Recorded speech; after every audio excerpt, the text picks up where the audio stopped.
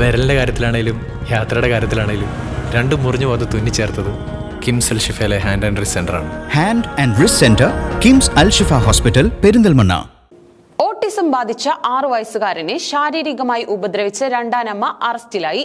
അധ്യാപിക കൂടിയായ നിലമ്പൂർ വടപ്പുറം സ്വദേശിനി ഉമേറയെയാണ് പെരിന്തൽമണ്ണ പോലീസ് അറസ്റ്റ് ചെയ്തത്.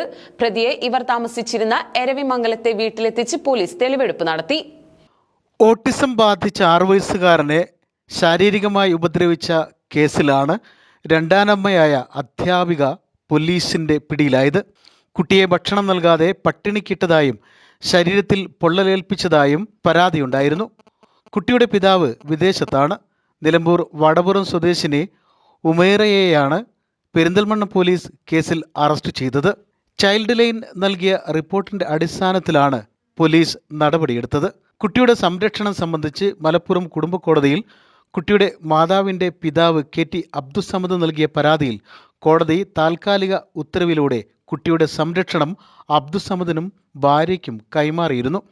ഇവരോടൊപ്പമാണ് ഇപ്പോൾ കുട്ടി താമസിക്കുന്നത്. അറസ്റ്റിലായ ഉമൈറയെ പെരിന്തൽമണ്ണ പോലീസ് ഇവർ താമസിച്ചിരുന്ന എരവിമംഗലത്തെ വീട്ടിലെത്തിച്ച് തെളിവെടുപ്പ് നടത്തി.